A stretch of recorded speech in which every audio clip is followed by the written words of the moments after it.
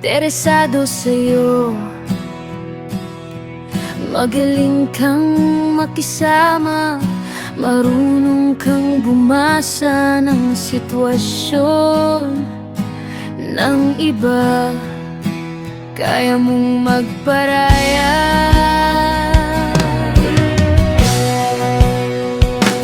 kaya mong tingnan ng malalim ang kalagayan nila. Pero pagdating sa'yo, ayos lang kahit hindi ka magsalita.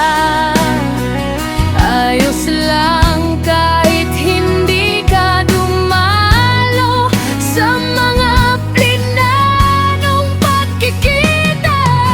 Hindi sila interesado sa'yo, at hindi mo kailangang dibdibin ito. Pero maunawaan mo sanang mali ang hindi ka irespeto.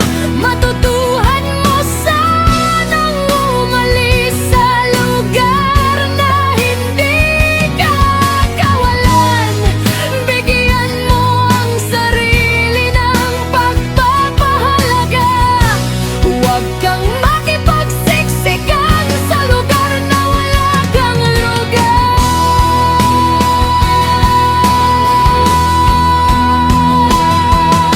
Hindi sila interesado sa'yo, pero sigurado may ilang tao na ikaw ang paborito.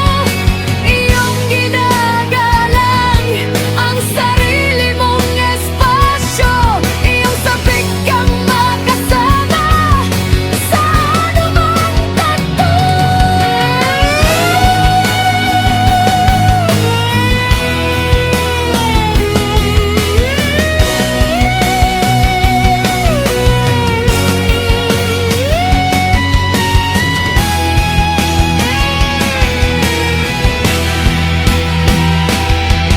Minsan, hindi maingay ang pag-ibig. Hindi nito kailangang sumabay sa paligid. Kung minsan, sapat na ang magkatabi sa isang silya, ang nagkadantay sa isang hitaw. Sa dibdib ay nakahiga, walang salita, pero may pag-ibig ang maliliit na gawa.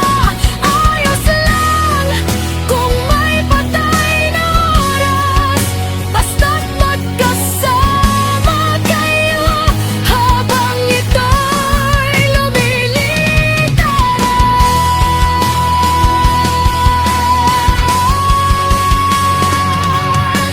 Ayos lang kahit maikli ang pag-uusap, subalit damang hinga ang saya, ang presensya ng isa't isa.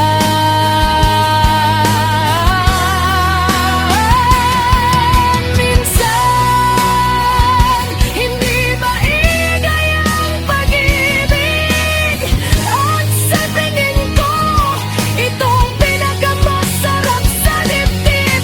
Banayad at kontento, ngayon ko lang napagtanto. Ako lang pala ang palaging nandito. Naaalala mo lang ako kapag nabibigo ka ng ibang tao. Palagi kitang kinokonsidera, pinapakinggan at inaalala.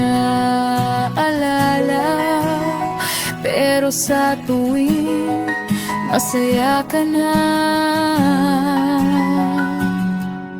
hindi na ako kasama.